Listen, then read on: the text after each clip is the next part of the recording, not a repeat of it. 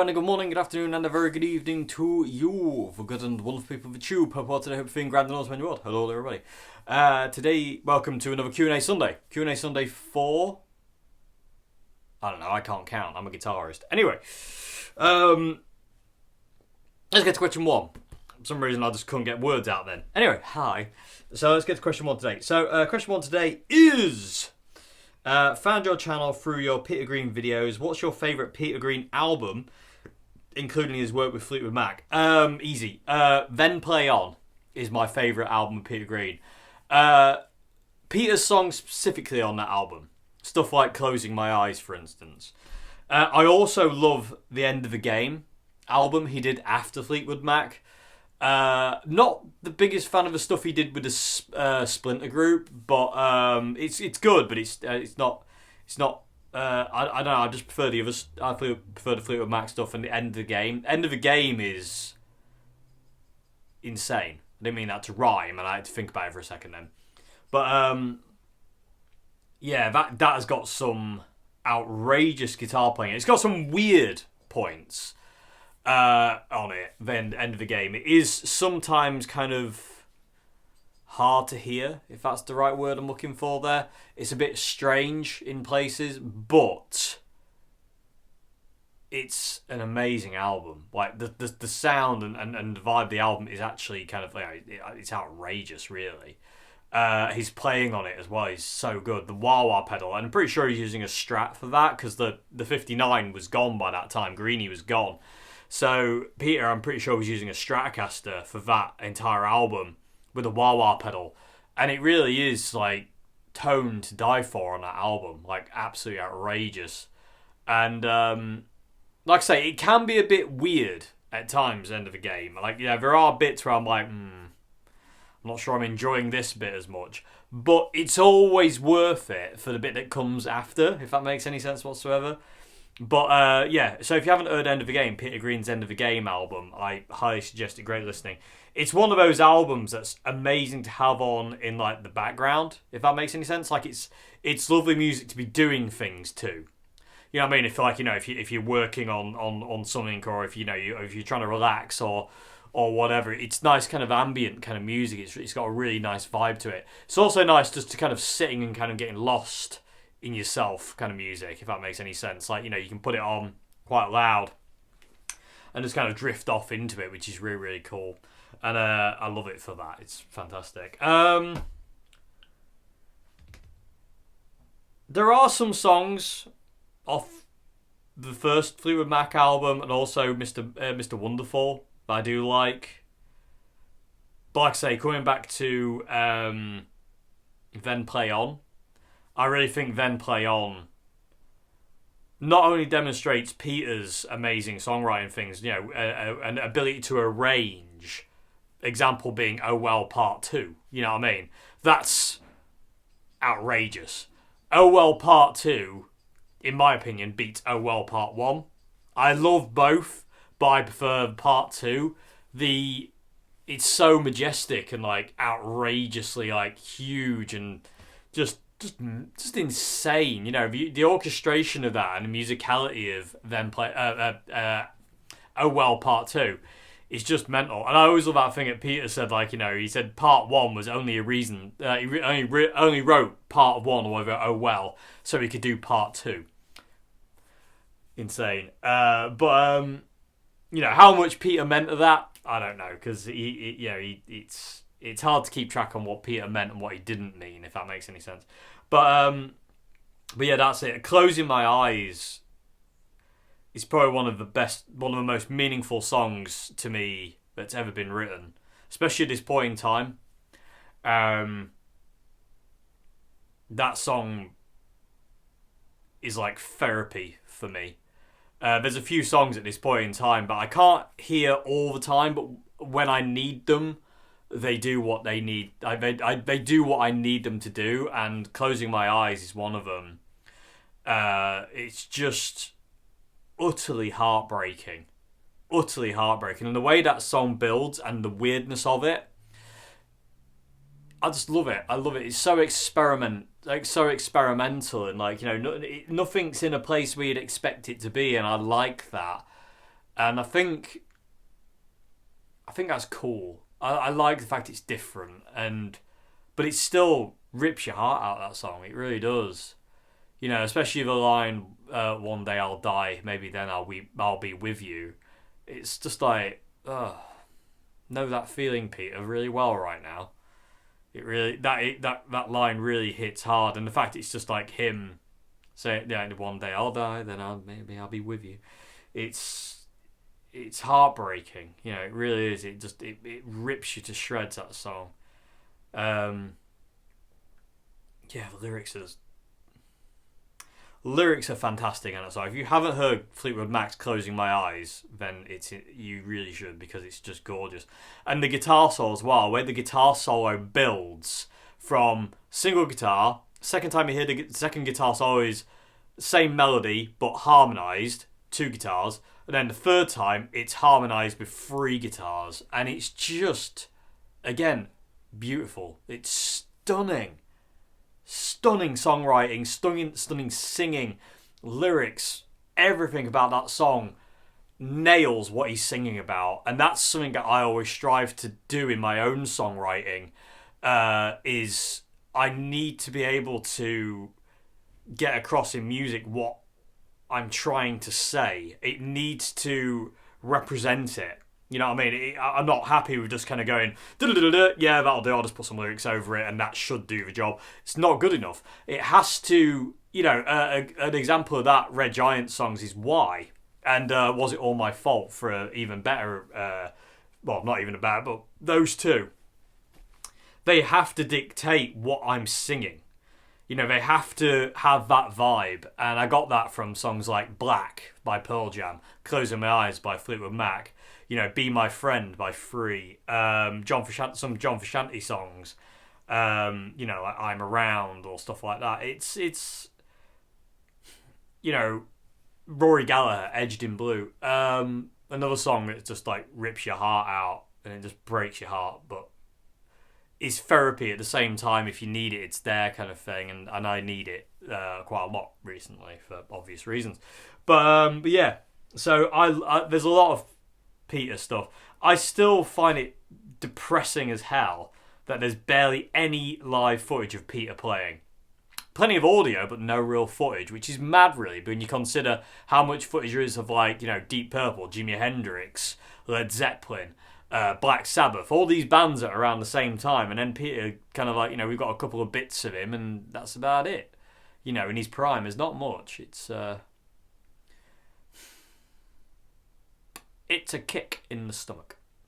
But yeah, so that's that would be my favourite kind of Peter Green albums. Like I say, Then Play On and End of the Game. Those two albums are just stunning. I do love, obviously, the Boston Tea Party live recordings as well, and I've got some other random weird bootleggy stuff of early Fleetwood Mac that sounds... The recording is absolutely atrocious, but I love it because it's somebody at the back of a club in London somewhere with a little microphone recording a gig, and I love that. And it sounds atrocious, but God, it catches a vibe, and it's so good. I've got one bootleg CD that my ex-partner Jo got me. Actually, she found it, and it's Fleetwood Mac live in 1968 or something like that, 69 it could be. I'm not sure without looking. And it's really funny because Danny Kerwin isn't in the band by this time, so it's early. But or he might have been, I don't remember. Again, I haven't heard the album in a while. But there's this one bit where Jeremy Spencer's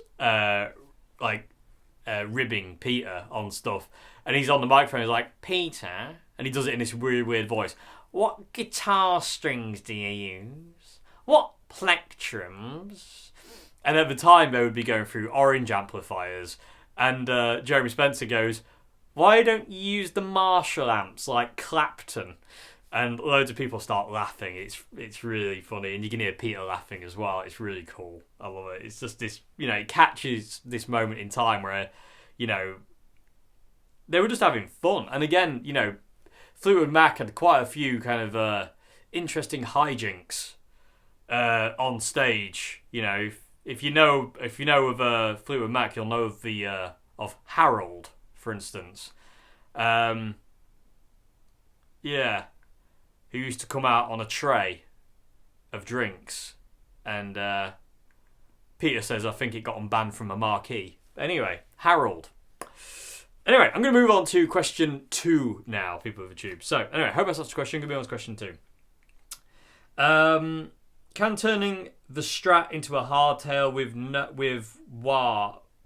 the tremolo arm put too much stress on the neck to warp it? No, you'll be fine.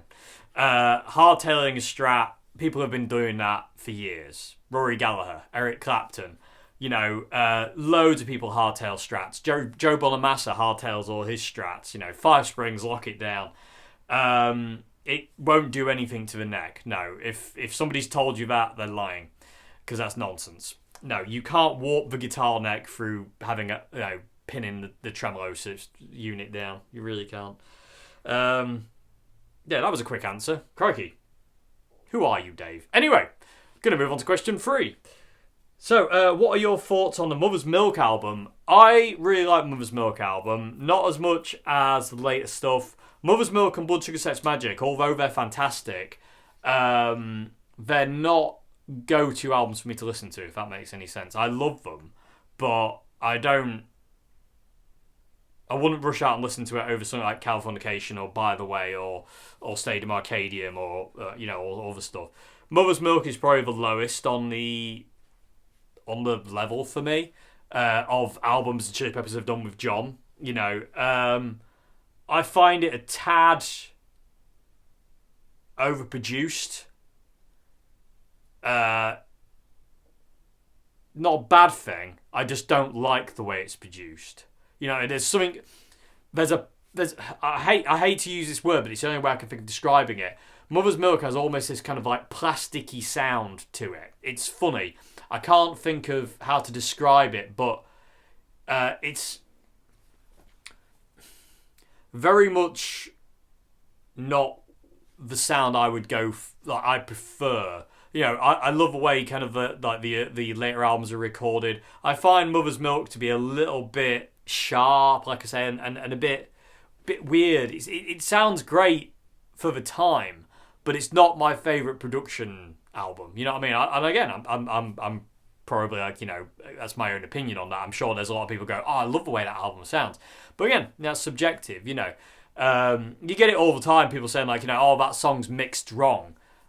But if you like the way it's mixed and you wrote it, you recorded it, and it's the way you want it to be, then it's not wrong, is it? They just don't like it, and that's fair enough. You know what I mean? This is something I encounter a lot. I mean, we've had it a lot with the Red Giant album, people saying the vocals are too quiet. And on some tracks, I would agree. There's some tracks where I'll be like, yeah, that's a good point now. Looking at it in hindsight, the vocals should have been a bit louder on this one, that one. They need to be boosted up a bit more, and that's just the way it is. But you live and learn. You live and learn. Next album we do, I'll be looking for that, and I'll be making that kind of like a thing. That won't go away now. You know what I mean? So that'll be a thing that I take on board. But like I say, mixing is subjective. There's people who don't like the way albums that I love the sound of, Californication, for instance. There's people who don't like the way that sounds. But that, again, it's all subjective. No one's right, no one's wrong. It just comes down to personal taste. There is no right and wrong in that. It's just like whatever you prefer. If you don't like it, fair enough. Doesn't mean it's wrong. And that's the way it goes for pretty much everything, to be honest with you. Just because you don't like it doesn't mean it's wrong, because that isn't the way things work. I don't like Dimebag Darrell's guitar tone, for instance. I can't stand it. I think it's horrible and screechy and horrible and trebly and horrible. My opinion. Doesn't mean anything to anybody else but me, because there's people out there who love that guitar sound. And I'm not having a dig at it, saying I don't like it. I'm just expressing my opinion. It's not a dig at Dimebag Darrell or Pantera. I love them both. You know what I mean? Equally, I love Dimebag Darrell's guitar playing. The man was a monster. And I love Pantera. Their songs are amazing. I love them. But as comes for the guitar tone and the way the albums are produced, no, I don't like the sound. Don't like the sound. And it actually hinders my enjoyment of listening to them when I hear them, because I'm like, not a big fan of that. But I still listen to it because I love the songs. But But that's one of those things. It's all subjective, you know. Just because you don't like it doesn't mean it's wrong. Just because you love it doesn't mean it's right. You know, I mean, there is no right or wrong in that. You know, it's like people can have a go at you for going, you know, oh, you like Telecasters, I like Strats. You know, you're wrong. No, it comes down to personal preference. Again, I say it all the time. It comes down to what you like, and it's nobody's right or place to tell you what you're doing is wrong if you're enjoying it. You know what I mean? You know, within reason, obviously. You can't be driving your car down the path on a busy town because that is just wrong. But in the context of kind of like, you know, if you like to play Telecasters and somebody else likes to play Strats and somebody says, oh, I don't know why you're playing that thing. It's narrow-minded as hell. Stupid. Again, there is no right, there is no wrong. There's just you and what you like and what, you know, your opinion is on something at the end of the day. And if you like it and it's your opinion, then that's all that matters. As long as you're happy, you know, life isn't. You can't people please. You know, you can't do that all the time. There's a bit of people pleasing is great. A lot of it is bad for you. You know what I mean? There has to be a line drawn, and So when it comes down to kind of like, you know, oh, I like the way this song sounds, somebody goes, well, I hate it. That's fair enough, but that's not my problem. If you don't like it, that's not my problem. I'm not gonna make it my issue, and vice versa. If you don't like it and somebody else loves it, you can't turn around and say, well, this is the reasons you should like it, and I will beat it into you. It's like, no, you just have to just kind of leave it. You know, just get on with your life. You know, because there's no point badgering people to like something I don't like. People are allowed to dislike things you love. And that's just the way it is. And in life, people are going to hate you. They're going to hate what you do. They're probably going to hate your features, your hair, your whatever, you know, everything you stand for. That's just the way it is. Human beings are flawed that way. And the only way we get through it is by just accepting the fact that that's just life. That's just the way it is. And we can't do anything about it. You know, we're not all the same. We're all individuals. You know, we all have our own thought processes to a point, and as a result of that, we all see things in a different way, and it's not right or wrong for anybody else to say otherwise. You know, somebody could turn around and say, "What's-its are the best crisps in the world," and somebody else could turn around and say, "Well, I prefer French fries, or I prefer Skips." And it's like, you can argue about that till the cows come home, but it shouldn't. It won't change the fact that somebody loves What's-its over Skips. You know, it's futile. It's the same with guitar amps. I mean, I get it all the time still. Oh, you like solid state amps over valve amps. You're not a real guitarist, and all this nonsensical garbage that people unload on me about the fact I just prefer to use solid state amps over valve amps. Plus, I got a comment the other week which was like, oh, when with the Jubilee, it's like, you know, oh, I heard in a video you said you hate valve amps. I have never said I hate valve amps. I don't like their inconsistency. That drives me up the bloody wall. And that's why I wouldn't use one live unless kind of like it was a special occasion. Like the Jubilee, for instance, I'd love to use that live, but it'll have to be a special occasion. And whatever that'll be, I don't know. But I love valve amplifiers. One of my favourite amps in the world that I don't own yet, and I say yet because I intend to at some point in my life, is a Marshall Super Bass. I love those things. I absolutely adore them. We had a 68 in Old Hat and it was fantastic. But I've never said I hate valve amps. Anyway, somehow got to that. Tangent Boy's back. And what's your thoughts on Mother's Milk album? Anyway,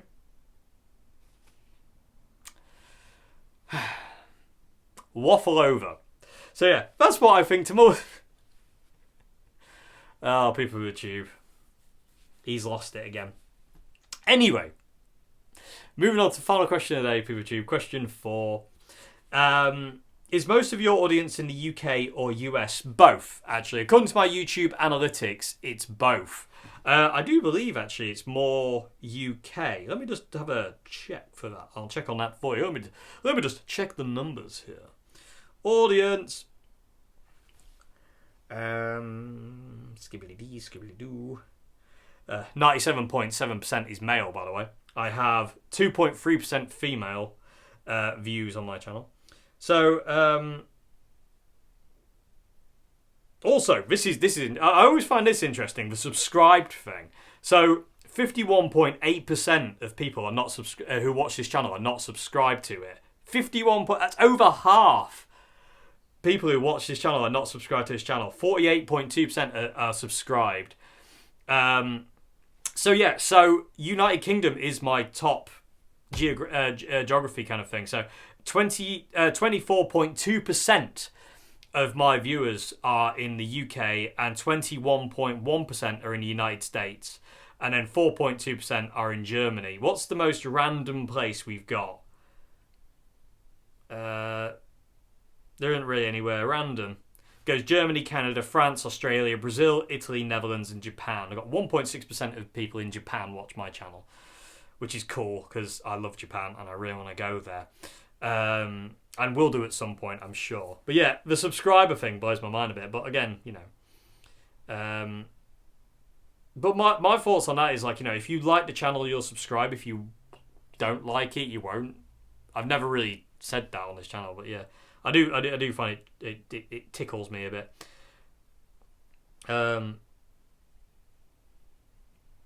Interesting. There's extra things. Sorry, I'm getting carried away looking at the analytics now. You sure? I don't really think you should go too much off your YouTube analytics though, because they have tendencies to be weird. Like, for instance, I remember like looking at my analytics once, and me and my dad did some interesting maths on the fact of my channel should be earning £60,000 a month.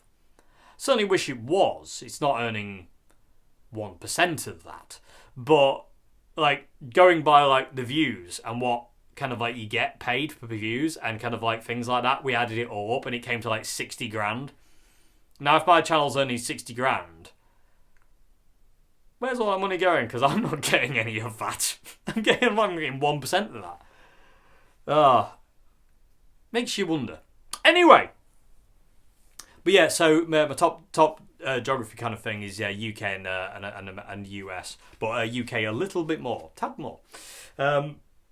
Yeah, so anyway, I've got hiccups now.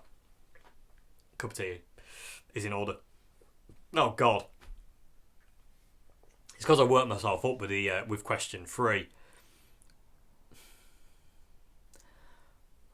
And calm, Dave. Anyway, yeah, what is anything else I need to say? Yes, I do need to say we're going on tour. I do need to say this. Red Giant are going on tour. May 2025, we're going on tour throughout the entire month with Mr. Troy Redfern and his band. And cannot wait. That, to me, is mind-blowing. I know it's 6 months away. These things are already, you know, tours and stuff like that are obviously always done in advance. You know, you have to kind of like give it time. But I will be chewing your ear off about it, people of the tube. I do apologise for that in advance. But I really cannot wait. This is something that I have dreamt of for years. I remember talking to so many people saying, like, you know, I really would love to tour. It's like a bucket list thing. You know what I mean? I have spoke so many times to so many people going, like, you know, what's one of your dreams? One of my dreams is to do a tour. So if this is the only one I ever do, which being in the music industry is very, very possible because the music industry is the music industry. But yeah, if this is the only tour I ever do, then like I'm quite happy. But to a point, you know what I mean? I'd like to do it again, but I don't know if that makes any sense. But yeah, I still can't believe it's happening. It's like I said, I've dreamt about doing it, and now it's actually going to happen. It hasn't sunk in yet, and I feel a bit weird about it. I feel a bit stressed and worried and panicked about it as well, because it's one of those things, because we've got 17 gig dates to do for the entire month, and that's at the end of the month it's 7 in a row, which I'm really excited about, like, you know, proper excited about doing 7 gigs in a row. But at the same time it terrifies me because I've done lots of gigging. You know, I've done tons of gigging where I'm out Friday, Saturday, Sunday. 2011, in 2011, I only had 1 weekend off in an entire year from gigging. I was out every weekend, Friday, Saturday, and Sunday mostly. Sometimes Sunday wasn't there, but in 2011 I was out gigging every weekend, and I only had one weekend off that year. And so I have done it, you know what I mean? It's not like it's something kind of new, and I've been gigging for 20 plus years. I've got a lot of experience. But it's weird to kind of like, when you're like, it's actually a tour though. It's actually kind of like done this way and done that way, and it's actually, you got a poster, you're on a poster, you have another band, you're going around this venue, this venue, this venue. Because the thing was, I've been most of my musical life, I've been playing pubs. You know, so you're playing to people who are just there. You know, they're there in the pub that night, and they mostly probably don't want to hear you play. Whereas with a tour like this, there's going to be people coming out to see us and obviously see Troy. So it's a different dynamic. You know, we're not going to play a Toby Carvery on a Friday evening at 7 and get paid in beef. You know what I mean? It's totally different altogether. And that's, I'm trying to get my head around it, because like I said, I've dreamt about it. Now it's becoming a reality. It's bizarre, because I'd resigned myself to the fact of, that's never going to happen, Dave. It's a pipe dream, mate. It's a pipe dream. Can't happen. And then this year, with all the crap that we've gone through with the band, like, you know, all the drama and the stress and the panic and the worry that's driven me to literally my complete edge of sanity. And I'm still there now. I every day, people cheer. I'm not even lying about this. I teeter on the edge of what I can cope with. Some days I'm better than others. Today is a good day. Yesterday was not a good day. Today's a good day. But last night we went and did an escape room. Me and my brother and my sister and my dad went to do an escape room for my dad's birthday, and we had a really good time. And it really cheered me up, and it put me in a more positive mind frame for today. And I feel good today. But it only takes one thing at this point in time to knock me over the falls again. And I can be in the best mood I've been in for months, and something can come along and I just fall, and that's that. And so I've got to be really careful. My mental state is not something to be trifled with at this point in time. I'm scared of myself. Let's put it that way. And Jesus.